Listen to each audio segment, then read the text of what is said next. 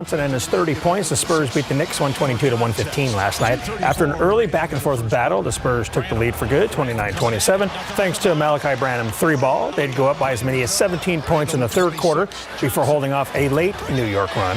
Shooting guard Romeo Langford started for the injured Devin Vassell, and Romeo scored a career-high 23 points in 28 minutes, making 11 of his 16 field goal attempts.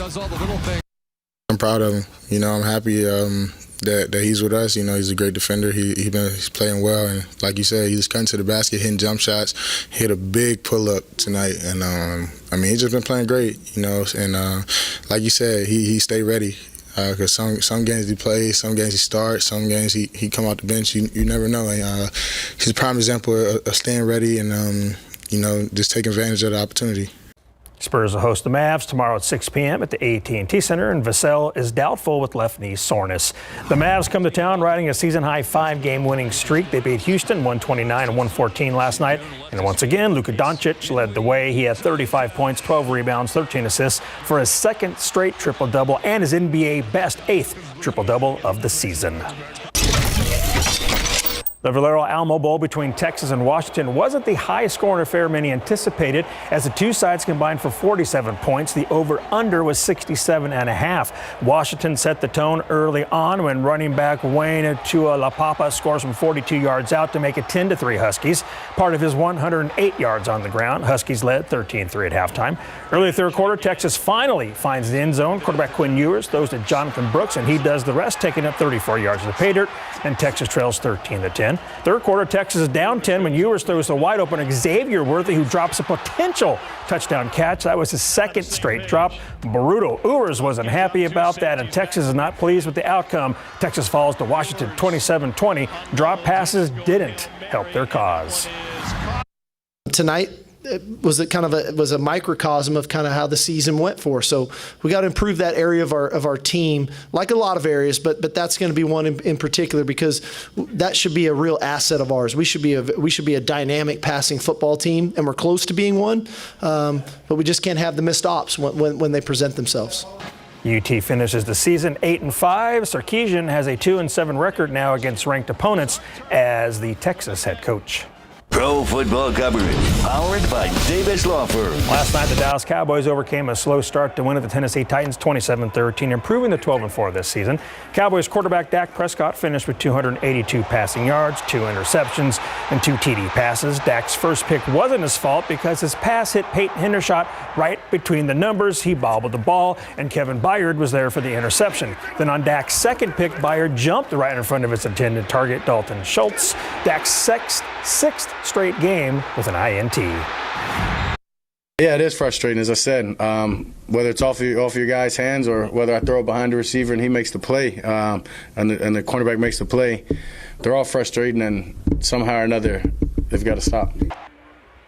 For the season, Dak has 14 interceptions, tied for the most with Las Vegas Raiders QB Derek Carr. And we end with a dude chugging mayo during today's Duke's Mayo Bowl in Charlotte, North Carolina. Some of those around him were cheering him on. Maryland beat NC State 16-12, meaning Terps head coach Mike Locksley enjoyed a mayo shower after the game. Watered down, it looks like, but still. That wasn't watered down. Gross. With the dude in the stand. No, the first one was not watered down. That's right up there with can't Joey even Chestnut imagine. swallowing all those hot dogs on the 4th of July. Thanks, Larry. We'll be right back.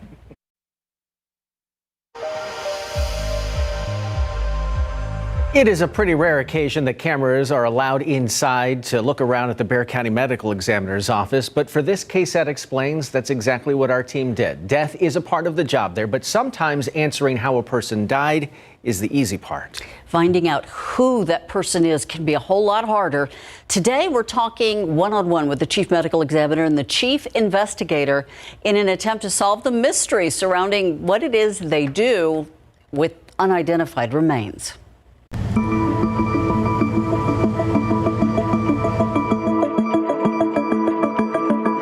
You're the last physician that a patient's going to see. Dr. Kimberly Molina deals with death, but that's not how she would describe this job. I would say we actually do what we do for the living, which I think a lot of people don't understand. The living, those left behind and left with questions. But there are often questions about what happens here. What does it mean when someone dies and ends up in the care of the medical examiner's office? The most common preconception that people have is that if someone comes to our office, if the death falls under our jurisdiction, they think immediately, oh, they think someone killed them, that it's a homicide, that all we do here are homicides. And we do homicides here, that is our jurisdiction. But our jurisdiction is actually any unnatural death. So car accidents, people who fall down and maybe hit their heads, or cases where we just don't know. They may not be under doctor's care, may not have significant medical history. Nicole Healy is chief investigator for the medical examiner's office. Investigation section were the eyes and ears of the doctors, of the actual forensic pathologists at the scenes. She and her team respond to the scene of a death. Law enforcement may investigate if someone died as the result of a crime. She wants to know why they died. It's number one, why did the person die, but then also, who are they? Unfortunately, it does happen where cases take, weeks, months, even years for us to really figure out what happened. Had they ever been fingerprinted? We'll run fingerprints. Or do you know who their dentist is? Yes, they were seen here. We can take x-rays and see if they have sort of any implanted hardware, for instance, a pacemaker, or maybe they've had a hip replacement. And try to track people down that way. We can actually contact the manufacturer of these devices and ask them to assist us as to what hospital did you send this to?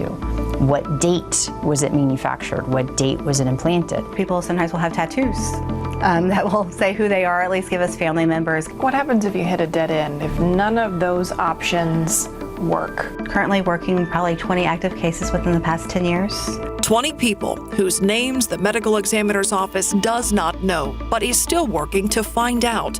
So they turn to the internet. On May 29th, 2021, the body of an unidentified man was discovered in the 8,900 block of Mission Road in San Antonio. This spring, the medical examiner's office redesigned its website, highlighting those unidentified cases, sharing what is known about the person. He was 5 foot 8 inches tall and weighed about 140 pounds.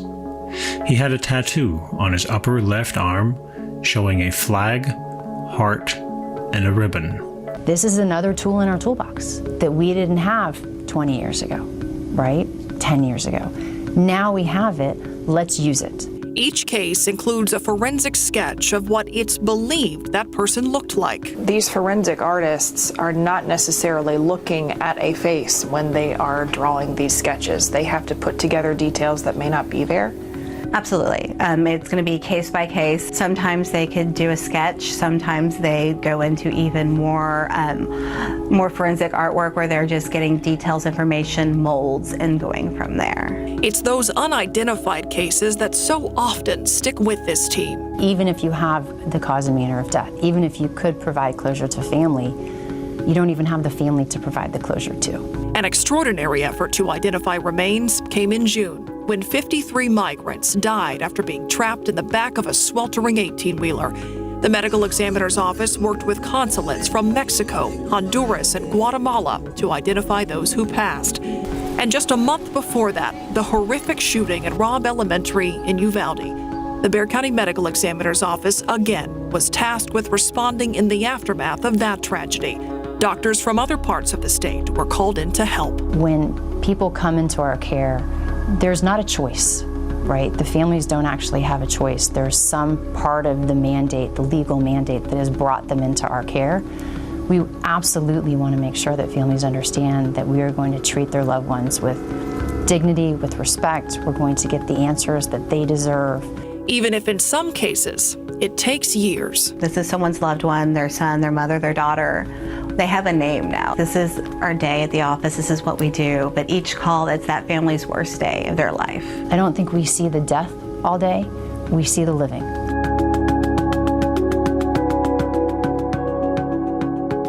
If you'd like to watch this or any KSAT Explained story, you can scan the QR code you see on your screen right now. Our team is working on brand new stories for the new year. They air on Mondays at 6:30 in the evening, and we'll be right back. Coming up after the break, an arrest has been made in connection with those 4 college students who were murdered in Idaho. The man police believe is responsible and the next step in that case. Coming right up. Now to the latest on the murder of 4 students at the University of Idaho. A criminology graduate student at nearby Washington State University arrested this morning in Pennsylvania. State and local police now wrapping up a news conference just a couple hours ago. ABC's DeMarco Morgan has the latest on the arrest. 28-year-old Brian Koberger taken into custody by Pennsylvania State Police and the FBI Friday morning. The suspect arrested after a criminal investigation into the brutal killings of 4 University of Idaho students led to Koberger's whereabouts in Monroe County, north of Philadelphia. These murders have shaken our community, and no arrest will ever bring back these young students.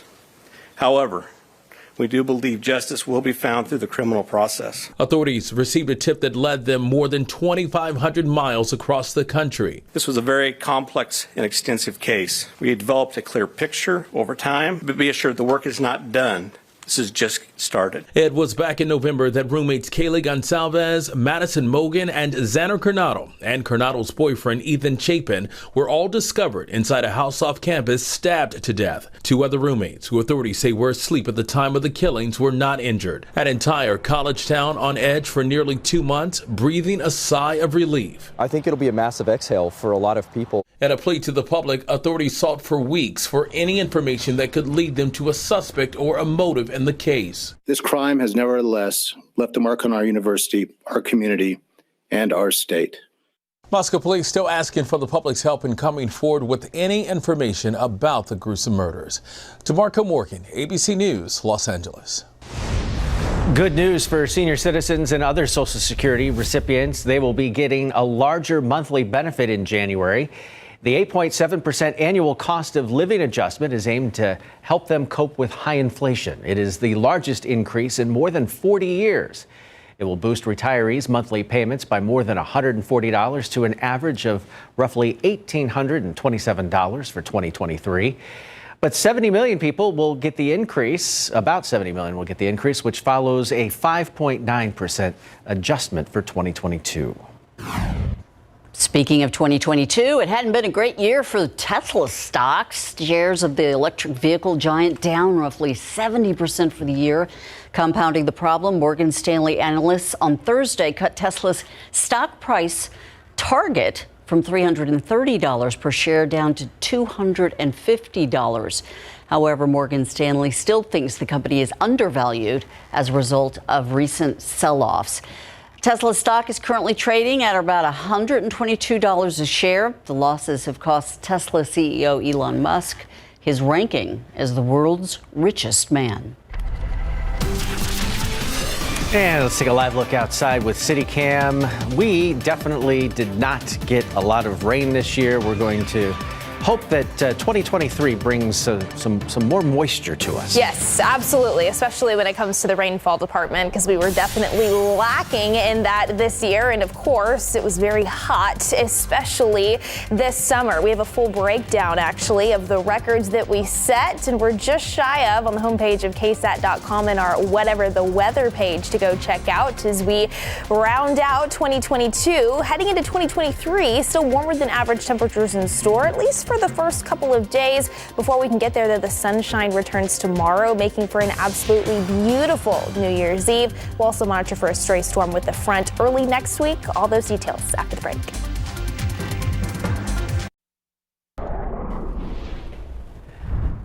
We are looking forward to a weekend filled with rest, maybe a little fireworks. Hard to get the rest when the fireworks are going off. Yeah, not at the same time. But nice weather, right? That's what I was getting at. Absolutely. Plenty of sunshine tomorrow. Temperatures warmer than average, but pretty nice. And that will be the theme as we head into the first couple of days of 2023. Speaking of temperatures, though, not too bad stepping out for any Friday evening plans here this hour. 65, the temperature officially over at the airport. Dew point of 38, so that's slightly drier air still here at the surface in place with us here this evening as well. Still have the cloud cover on hand for a good portion of Bexar County, but on the south side of the county and points south, actually already starting to see some of those clearing skies take over. That's going to be the theme throughout the remainder of this evening and even more so tonight. Temperatures in and around the San Antonio area here right now, 60 in Bulverde, 58 in Bandera, 62 in Divine,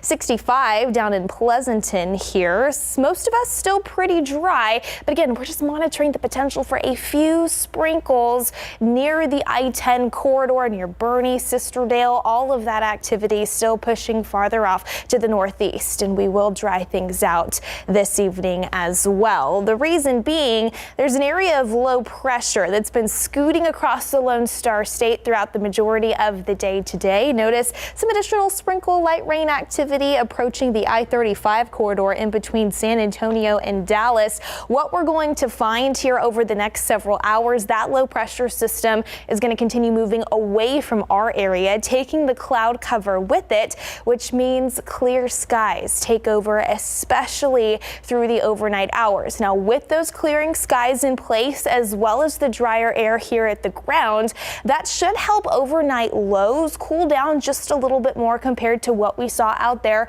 earlier this morning, where we started off our Friday in the low 50s here in San Antonio. Temperatures tomorrow morning, I think in the mid to upper 40s here in town, around 47 in San Antonio, 46 in Canyon Lake, 48 in Nixon, 46 over in Hondo and Medina County to kickstart our New Year's Eve. Once we see the sun come up tomorrow, especially throughout the day, we're holding on to plenty of it. That sunshine helping those temperatures warm, around 61 by 10 a.m., 71 by any lunchtime plans. And then as we head into the afternoon hours, those daytime highs climbing even warmer than what we saw out there earlier this afternoon in the mid to upper 70s, even approaching 80 across our southern counties. 74 in Rio Medina, that forecast high, 75 Los Maples, 74 in Bernie, and 77 in Seguin for your Saturday afternoon. Also could be a little breezy at times. Again, winds out of the southwest, gusting upwards of about 20 to 25 miles per hour, especially through the morning and into the early afternoon. But then if you're stepping out tomorrow night to ring in 2023, those winds should calm down. We'll see clear to mostly clear skies here in San Antonio. Temperatures transitioning from the low 60s by 10 p.m. to the 50s as we head into early Sunday morning. Speaking of Sunday, we'll start off wake up time around 7 a.m. in the low 50s here in town. Those temperatures in the 70s Sunday afternoon, but the humidity works back in. We'll notice more cloud cover before the weekend is over. That's the theme into Monday. An isolated chance for a storm with our next front. Highs near 80 though, and then we'll see those temperatures fall into the 70s and eventually the 60s by the second half of next week. Thank you, Mia. In case you missed it, coming your way next.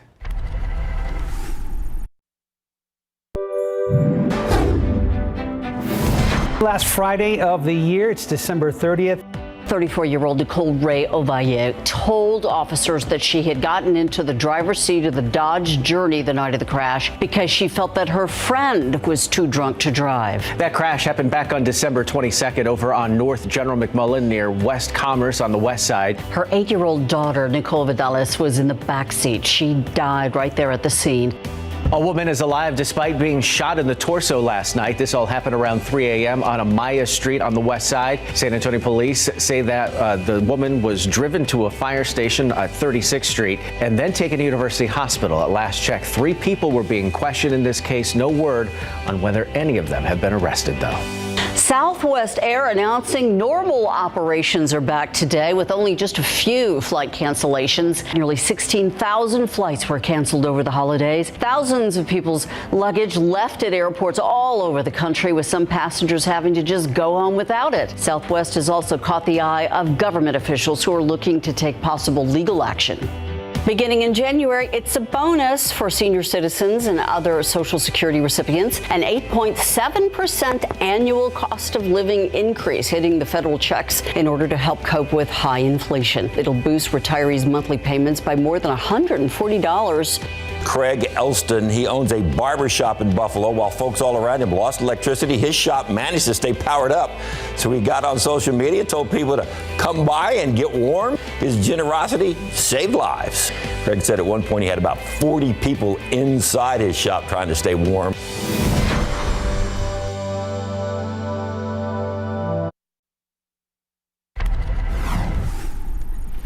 It's true, everything's better with bacon, right? If you agree, then today was your day. It's National Bacon Day. You still have time. A day that reminds us that bacon is not just a breakfast food. You can enjoy it on a burger or a salad, as a pizza topping, or perhaps as a maple bacon donut, or just eat it raw or cover it in chocolate. I mean, there's really no wrong way to do bacon, right? According to National Day calendar, the United States and Canada make bacon from the pork belly. Other countries around the world use the side and back cuts of pork, and now you know everything you need to know about bacon. Get in my belly. And if you weren't hungry, now you are. You're welcome. It's dinner time. Go get some bacon for your dinner. All right, we'll start off tomorrow. A little cool, plenty of sunshine, temperatures in the 70s, more of the same into the first day of the new year, near 80 on Monday, and then temperatures cool down just a little bit more next week, y'all. Bacon, here we come. Thanks for watching the News at 6. Good night.